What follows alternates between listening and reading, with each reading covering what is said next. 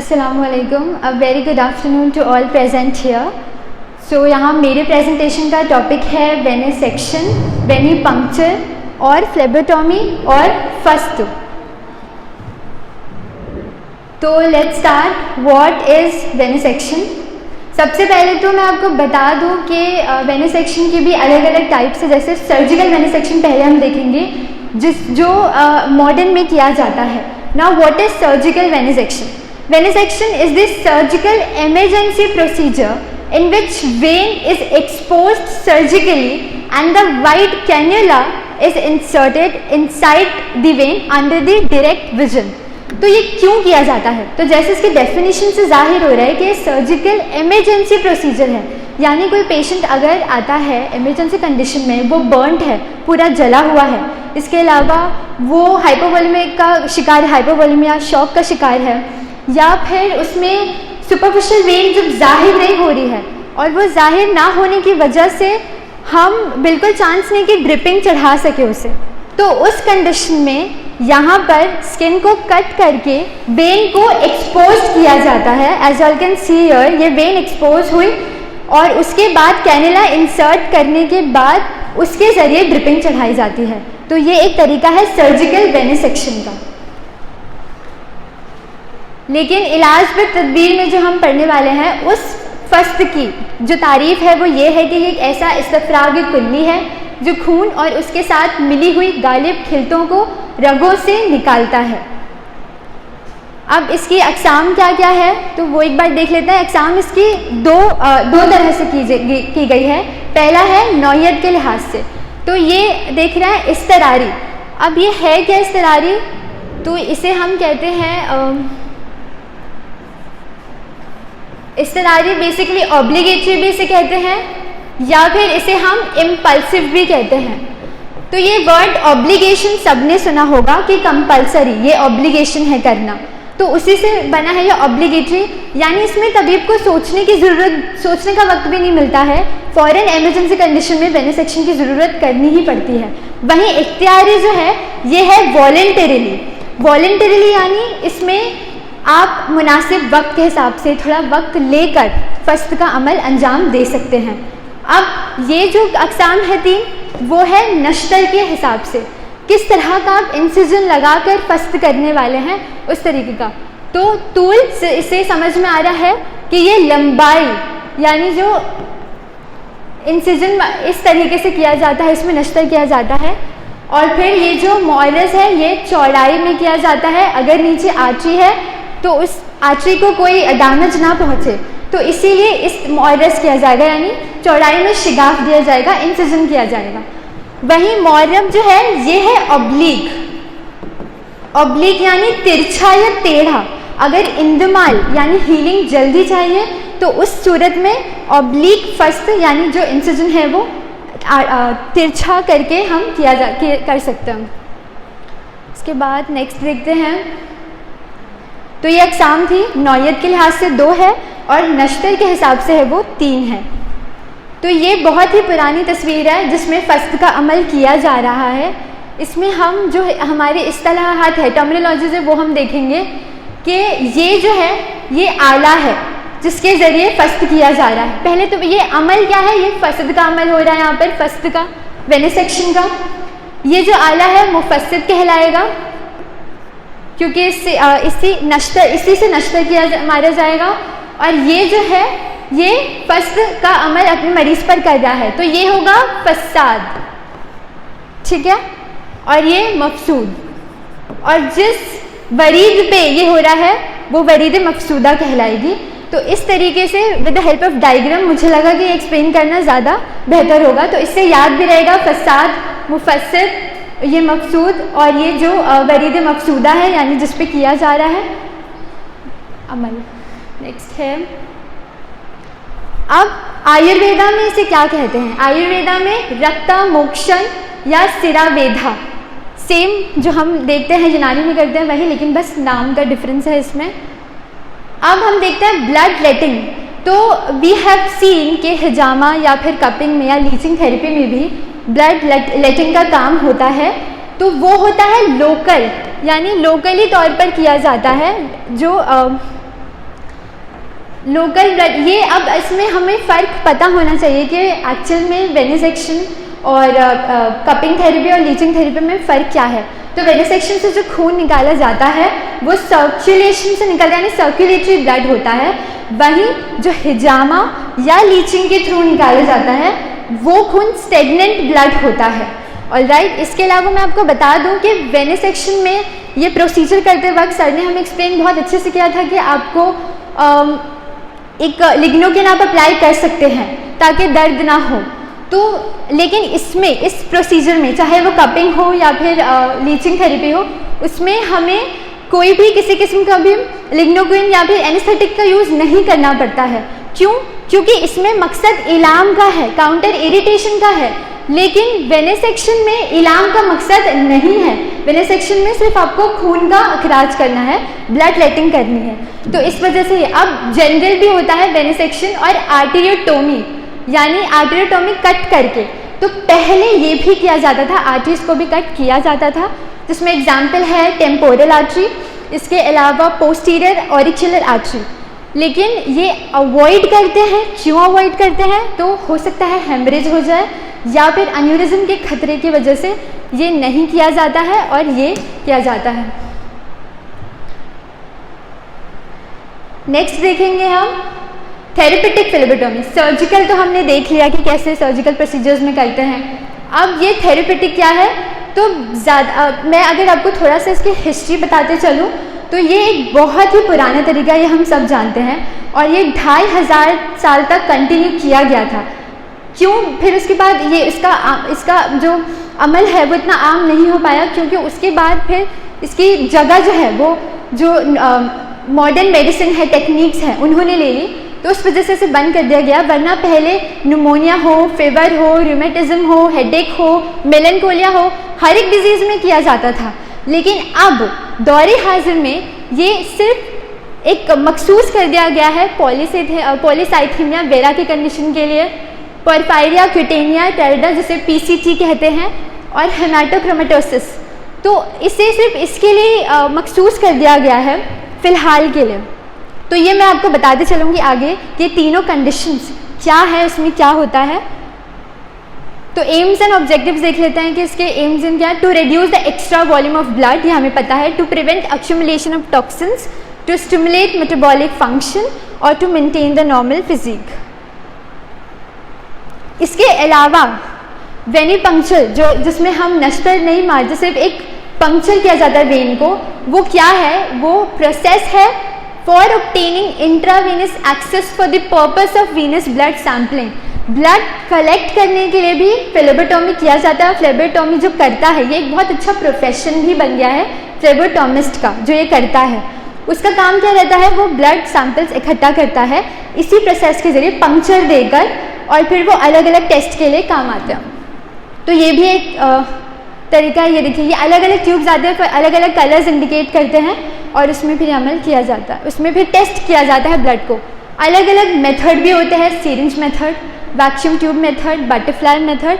इसको भी देख लेते हैं। ये सिरिंज मेथड के ज़रिए किया जा रहा है। उसके बाद ये वैक्यूम ट्यूब सिस्टम और ये बटरफ्लाई। ये देखिए, पुराना जो कदीम ज़माने में जिस तरह किया जाता था और आज के ज़माने में एक बैग के थ्रू, मतलब सिर्फ निडल और बैग के थ्रू जो किया जा रहा है, ये फ़र्क इस बताता है। अब ये हिस्ट्री, इस हिस्ट्री की मैं बात कर रही थी कि जिस तरह आज एस्पिरिन पॉपुलर है, उसी तरह कदीम दौर में ये ब्लीडिंग, यानी जो इलाज का तरीका था, वो एक ब्लीडिंग बहुत ही ज़्यादा फेमस था, पॉपुलर था। लेकिन फिर उसके एक्चुअली ये क्यों था? क्योंकि जो हमारे तिब्बा थे वो ये समझते थे कि कोई भी बीमारी इसलिए हो रही है क्योंकि जो ह्यूमर्स हैं बॉडी में, जो अखलात है, उनमें इम्बैलेंस हो गया है। तो उससे मॉर्बिड मैटर को एक्सक्रीट करना है, तो वो बीमारी भी अच्छी हो जाएगी अगर वो मॉर्बिड मैटर का इखराज हो जाएगा। लेकिन जो साइंटिस्ट आए, जैसे Louis Pasteur, Joseph Lister, Robert Koch, इन्होंने इस फ़लसफ़े को रिजेक्ट कर दिया। उन्होंने कहा कि ह्यूमन्स रिस्पॉन्सिबल नहीं है इस चीज़ के लिए, इस चीज़ के लिए पॉजिटिव ऑर्गेनिज्म रिस्पॉन्सिबल है। और उसी वजह से ये जो टेक्निक है वो आज हमें उतनी शायद नज़र नहीं आती है। लेकिन एक टाइम ऐसा भी था जब अमेरिका में 1920 के टाइम 6 लाख से 10 लाख अमेरिकन्स इसी ब्लीडिंग टेक्निक के ज़रिए इनको शिफा मिली थी। और ये खासकर हेमाक्रोमेटोसिस के लिए जो जेनेटिक कंडीशन होती है इसमें किया गया था। अब है क्या ये हेमाक्रोमेटोसिस? बेसिकली इसमें क्या होता है, आयरन का डेपोजिशन होता है बहुत ज़्यादा ऑर्गन और टिश्यू में, जो डैमेज कर देता है ऑर्गन्स और टिश्यूज़ को। तो इसीलिए हम ब्लड जब निकाल देते हैं तो वो आयरन का लेवल जो है वो कम हो जाता है। अब पॉलीसाइथेमिया वेरा ये क्या होता है? पॉलीसाइथेमिया वेरा बेसिकली एक ब्लड कैंसर का टाइप है। इसमें होता है कि जो बोन मैरो है वो बहुत ज़्यादा आरबीसीज का प्रोडक्शन करता है। अब इस प्रोडक्शन की वजह से जो ब्लड है वो बहुत ज़्यादा विस्कस हो जाता है। अब जाहिर सी बात है, अगर कोई ब्लड विस्कस होगा तो उसके फ्लो में भी प्रॉब्लम आएगी, उसकी फ्लो जो है वो स्लो हो जाएगी।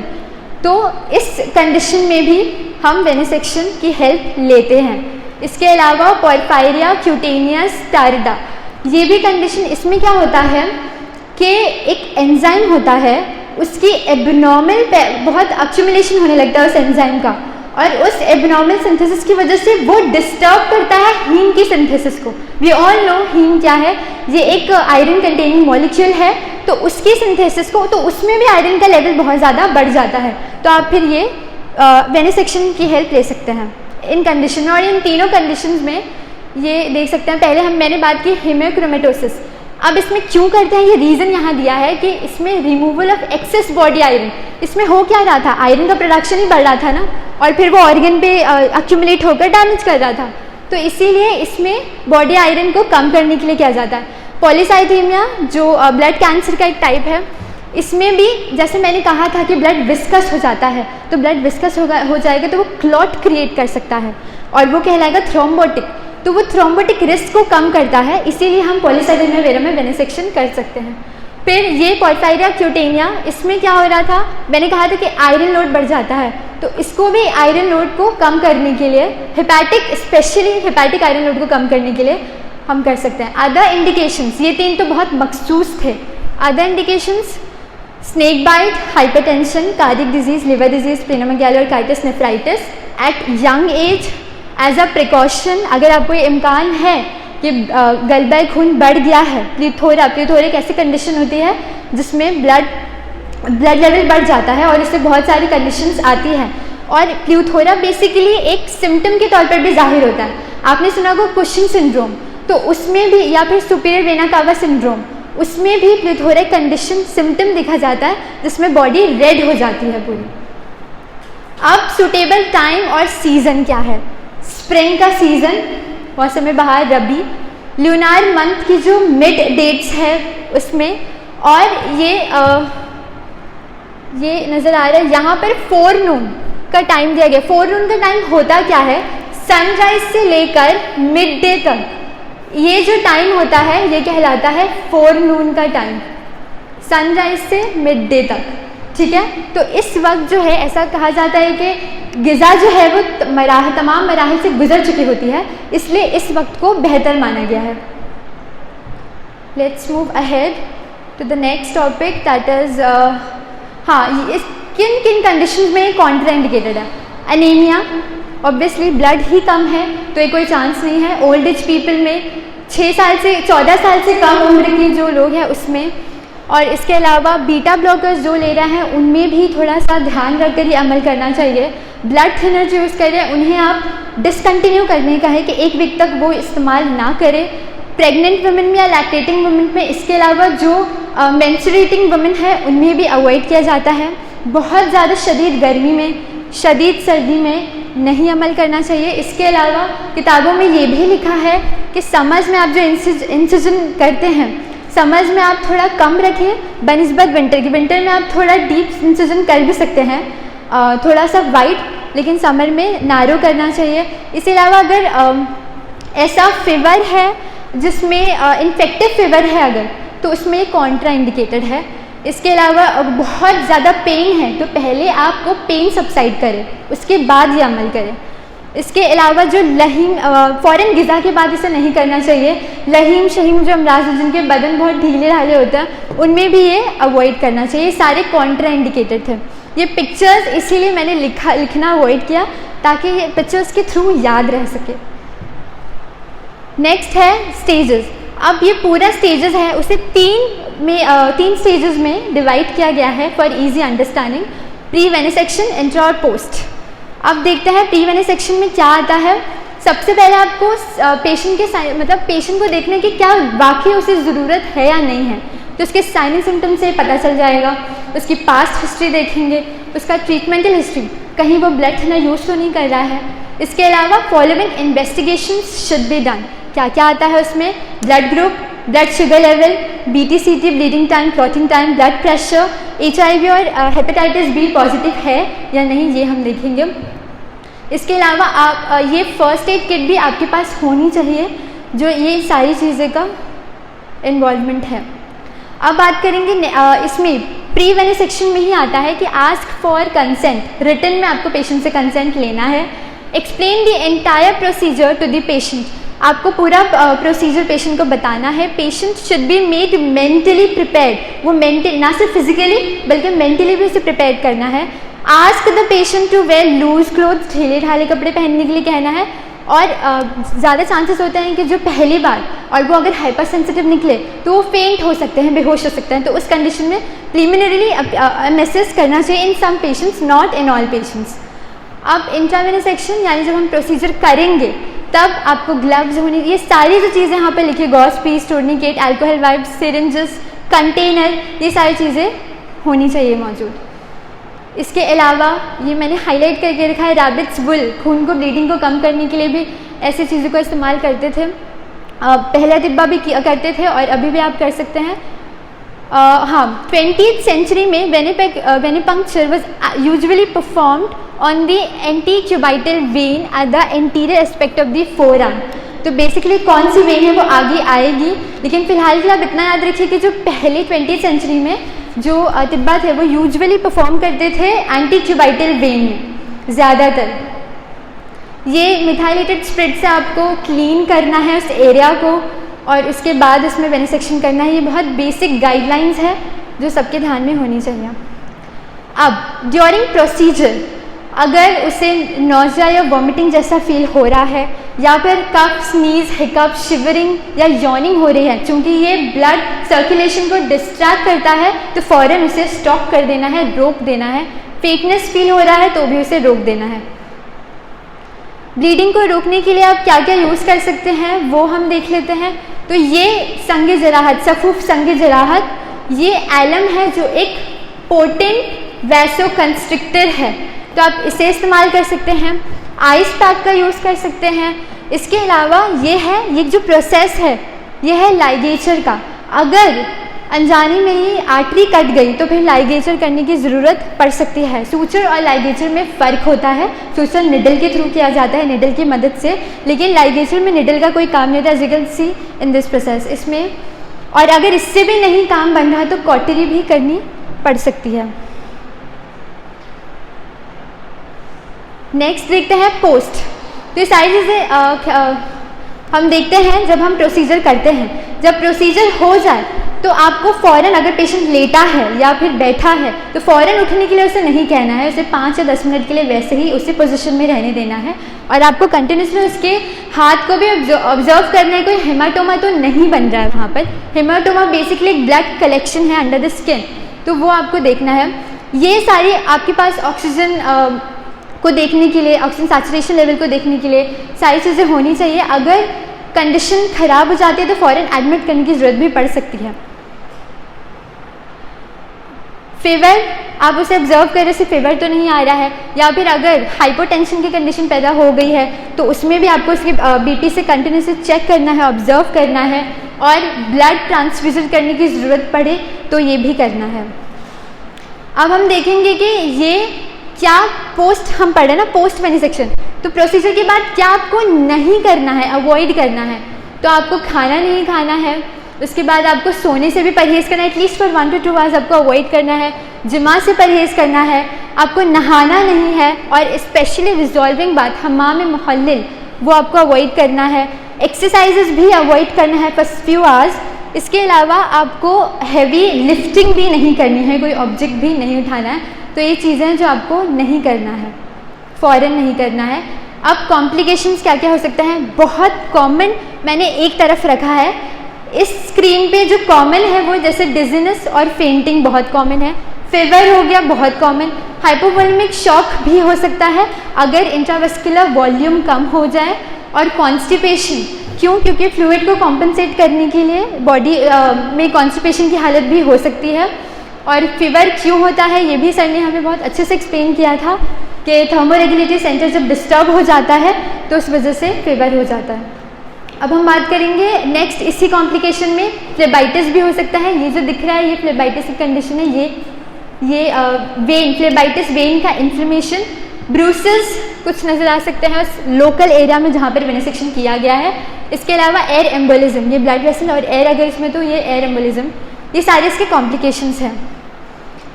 नेक्स्ट औरदा मकसूदा, तो बेसिकली ये जो 6 है वो बहुत कॉमन वेन्स है जिस पर किया जाता है, जिसमें सेफेलिक, मीडियन सेफेलिक, बेसिलिक, ये सारी वेन्स आती हैं और ये फोर आर्म में ही रहती हैं, प्रेजेंट है, तो ये बहुत कॉमन है।